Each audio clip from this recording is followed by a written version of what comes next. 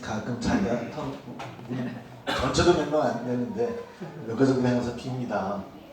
그러면 이제 또 마음이 어디 가셨을까? 좋은 데 가셨네 라는 생각이 드는데 가을이 또 벌써 들어오고 바람이 세졌습니다.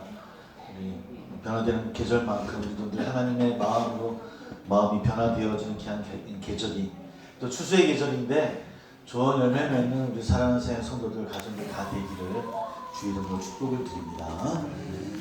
오늘 말씀도 교회록의 또 공동 주의로 나누는 말씀이고 계속해서 누가복음에 이어지는 말씀을 제가 가지고 행하고 있습니다. 오늘 말씀에 나병 환자 10명이 등장합니다. 요즘은 보기 어렵지만 제가 어렸을 때 저희 교회에도 이 나병 환자분이 다니셨던 기억이 납니다. 가끔 이렇게 길에서 만나기도 했었고 아버님 일 도와주면 손님으로 오셨던 데 제가 몇 번 만났던 기억이 납니다. 지금 한국에는 한 1만 명 정도가 남아 계시다고 합니다. 신규 환자는 없고요. 보통은 예전에 갖고 있던 분들 한 10,000명 정도가 우리 한국에 있다고 그러시죠. 이 나병근을 발견한 노래 학자 이름 따서 지금 이제 나병 환자 문병 그렇게 얘기 안 하고 한센 C병, 한센병이라고 이렇게 이야기하기도 합니다. 굉장히 거의 전염성이 없는 어려운 그런 병이 우리는 굉장히 좀 두려워하죠. 왜냐하면 그게 모양 때문에 그럽니다. 그러니까 손가락이 발가락이 문드러지고 조금 평범한 모습은 아니기 때문에 사실 그 병에 대한 두려움이 우리 가운데 있는데 거의 전염성은 거의 없는 병이라고 보통 이야기를 합니다. 근데 사실은 그런 모습이 갖게 되어진 것이 이 나병균의 침투 때문이 아니라 이 한센병 갖고 있는 분들이 가장 고통스러운 것은 이 통증이 마비된 것 때문에 힘들어 하신다고 하죠. 밤을 자다가 지들이 뜯어 먹어도 그 통증을 느끼지 못한다고 하신다니까 얼마나 안 아픈데 고통스러운 거 있지 않습니까? 그러니까 어쩌면 우리가 작은 고통 아야 하는 게 어려우면 우리가 얼마나 감사한지 모르는 일이거든요. 근데 그 고통을 모르는 분들이 바로 한센병을 치르고 계신 분들이라고 이야기합니다. 오늘 바로 그런 분들의 이야기가 오늘 성경에 나와 있고 10명이 등장을 하죠. 오늘날 예수님 일행이 예루살렘으로 가던 중에 갈릴리와 사마리아 경계 지역을 지나가다가 이 나병 환자 거주하는 지역의 부분을 지나가게 되어집니다. 그리고 그들이 먼저 예수님을 알아보죠. 그들이 이렇게 얘기합니다. 예수 선생님, 우리를 불쌍히 여기소서라고 막 크게 예수님을 지나가는 것을 보고 부르짖었던 것 같아요. 곳곳에서 치유 이적을 일으키셨던 예수님 이야기를 그들도 아마 들었을 것이고 나에게도 그런 이적이 일어났으면 하는 마음이 분명히 있지 않았겠습니까? 그러니 예수님이 지나가실 때 그는 당연히 선생님이여 도와주소서라고 소리 지를 수밖에 없었을 것입니다. 그럼에도 불구하고 그들은 다가가지 못했어요. 왜냐하면 그 당시 율법으로는 이 나병 환자 한센병 가진 분들이 다가오는 것은 범죄에 속하거든요. 그들은 죄인이기 때문에 가까이 올 수가 없었어요. 다행히 그때 예수님이 그들을 보셨고 그리고 특단의 조치를 취해 주시죠. 뭐라 말씀하십니까? 가서 제사장들에게 너희 몸을 보이라. 이것이 그들에게 내린 예수님의 조치예요. 한마디로 나병이 나았다라는 뜻이겠죠. 다시 나병뿐만 아니라 대부분의 질병의 완치 여부를 누가 결정하냐면 의사들이 하는 것이 아니라 제사장들이 합니다. 그 당시에 병은 내가 죄를 하나님 앞에 저질러서 하나님이 주신 벌이라고 생각했던 거예요. 그러니까 내가 병이 있으면 저 사람은 죄인이야 라고 하는 그런 사고를 갖고 있었던 시대였거든요. 그래서 병이 완치된 것을 판결을 받으려면 의사가 판결을 하는 거 아니라 제사장에 가서 제사장이 다 나았다 얘기해야지만 네 죄가 어떻게 됐다고요? 네 죄가 하나님이 용서해 주셨어 라고 판결을 해야만 그가 자유롭게 되어지는 것이거든요. 그러니까 오늘 예수님께서 똑같이 자 가서 제사장들이 너희 몸을 보이라라고 이야기하고 있습니다. 근데 사실은 말씀을 가만히 읽어보면 그 말씀에 10명의 이 나병 환자가 따른다라고 하는 것은 믿음이 필요했어요. 물론 그 말씀이 힘있는 말씀이고 야 나에게도 그런 일이 일어나겠구나라고 기쁨이 있었겠지만 그러나 그 말씀을 따른다고 하는 것은 쉬운 게 아니었어요. 왜냐하면 그들이 출발할 때는 아직 그들의 병이 낫지 않았을 때예요. 그들의 병이 나은 것은 제사장에 가던 그 길가에서 그들의 병이 낫더라고 성경을 기록하고 있거든요. 14절을 보니까 보시고 이르실 때 가서 제사장들에게 너희 몸을 보이라 하셨더니 그들이 어떻게 하다가 가다가 깨끗함을 받으리라. 그러니까 사실은 그들이 제사장에게 앞으로 가는 것 또한 그들의 입장에서는 믿음이 필요한 행동이었던 거예요. 더 좋은 것은 그냥 그 자리에서 낫게 해주시고 자 가서 한번 판결 받아라고 했으면 더 확실하게 하는데 근데 예수님은 그렇게 말씀을 안 하시더라는 것이죠. 가라. 그 말씀을 듣고 그들은 나아갑니다. 믿음이 필요했을 거예요. 오늘 보통 믿음을 이야기할 때 보통 우리 눈앞에서 벌어지는 현실 영역이 아니라고 생각하지 않습니까? 보이지 않는 것에서 이루어지는 놀라운 일들, 미래에 일어난 일들, 또 미래에 성취될 어떤 사건들, 뭐 그런 것들을 믿고 나가는 것을 우리는 믿음이라고 이야기를 해요.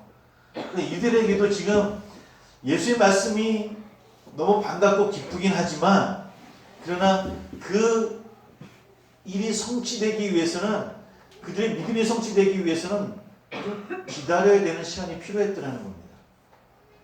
우리도 마찬가지예요. 어떤 때는 하나님의 약속에 하나님의 말씀을 따르고 나가는 우리 믿음 안에는 어떨 때는 일주일의 시간이 필요할 때도 있고 어떨 때는 당장 이루어지는 일도 있을 것이고 어떤 때는 1년이 지나고 50년이 지났는데도 답이 없으신 하나님이신 것 같기도 하고 하나님 지금 뭐 이 이해가 잘 안 돼요.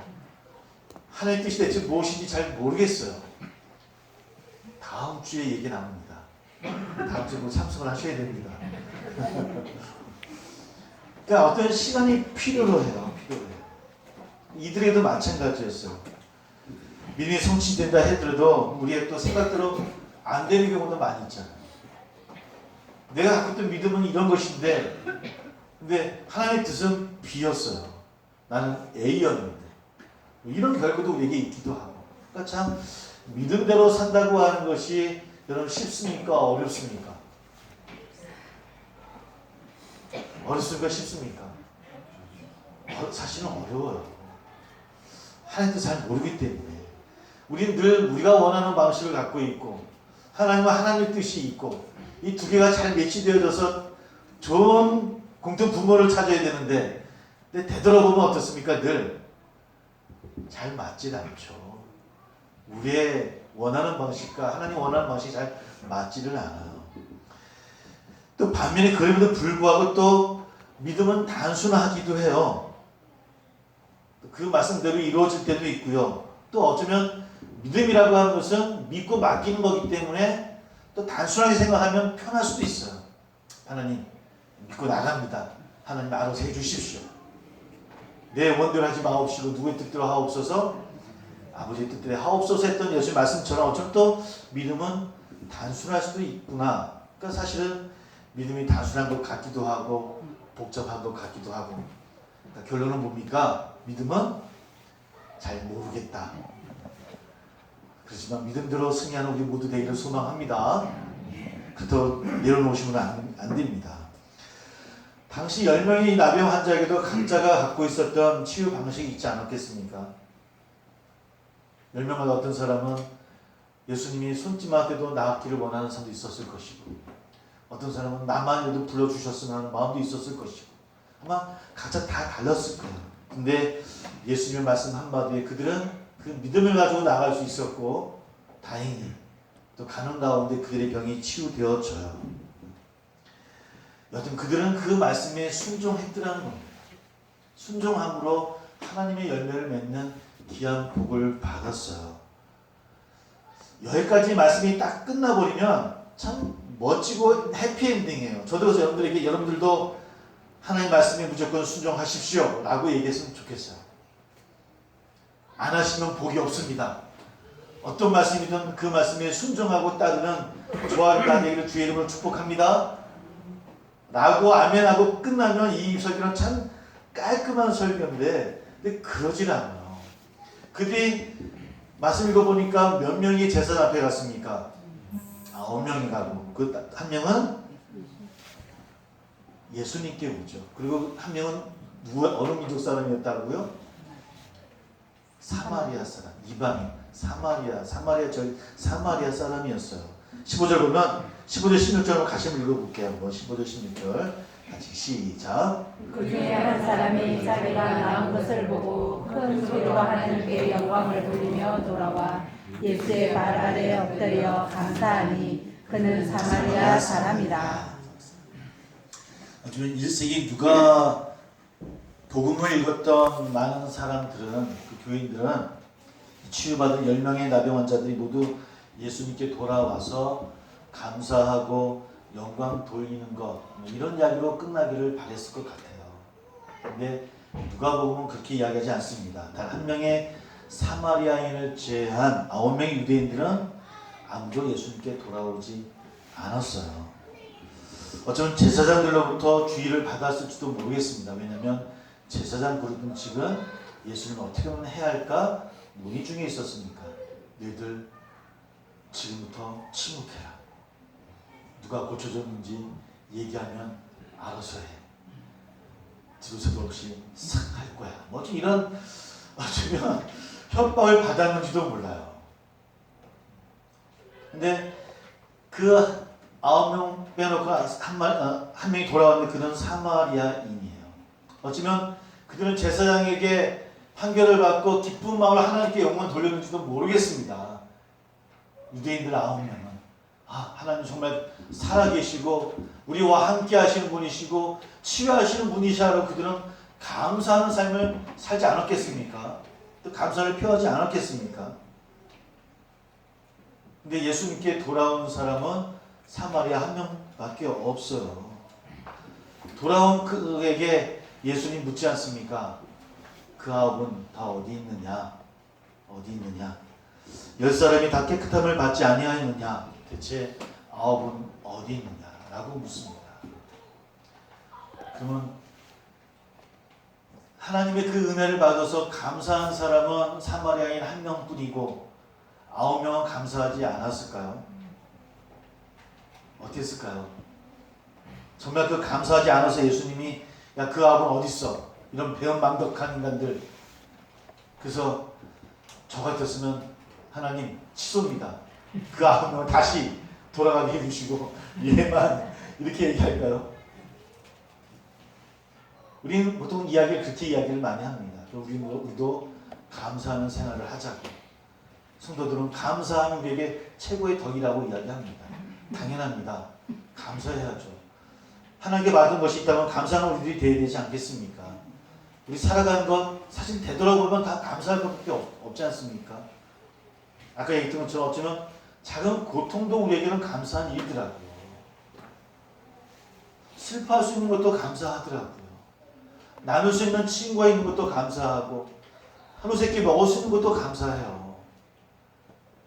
근데 우리가 그런 감사함을 모르면 살아가는 것이 저나 우리들의 모습이에요. 근데 어느 때 그것이 감사한 것인 것을 알게 될까요?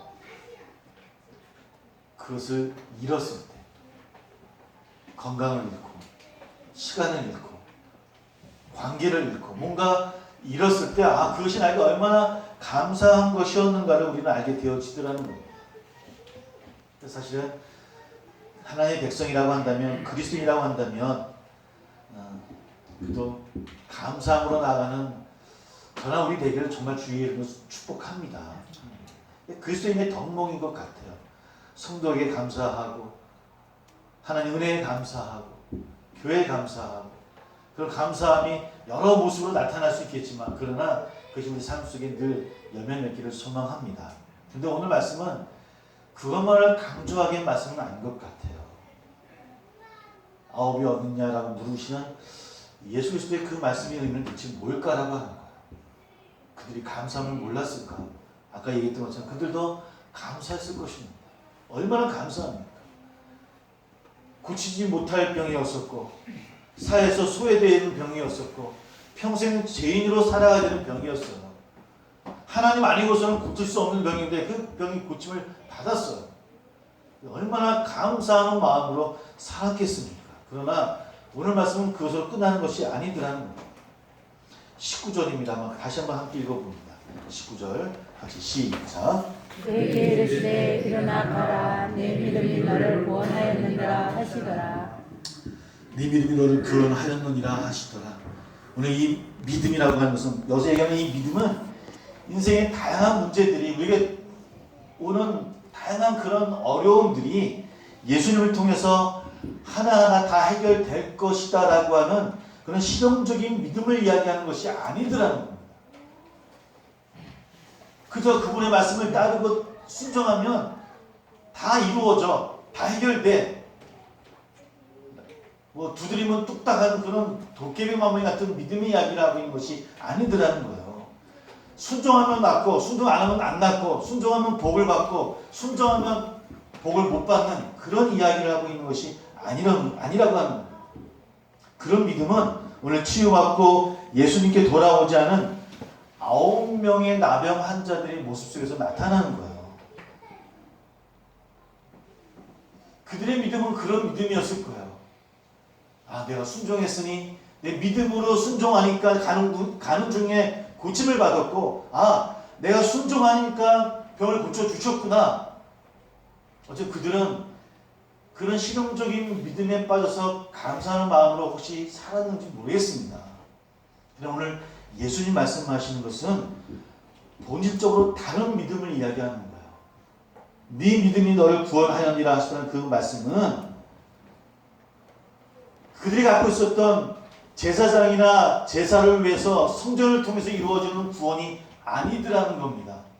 이제는 누구를 통한 예수 그리스도를 통하는 그 믿음만이 너희들을 구원할 것이다 라고 하는 오늘 새로운 복음, 새로운 믿음을 우리에게 이야기해주고 있더라는 거예요.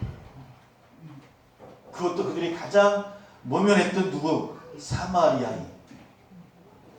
그들이 미워했던 예수님 통해서 구원의 일들이 일어나고 있음을 더 넓은 구원의 시작을 오늘 우리에게 이야기해주고 있더라는 겁니다.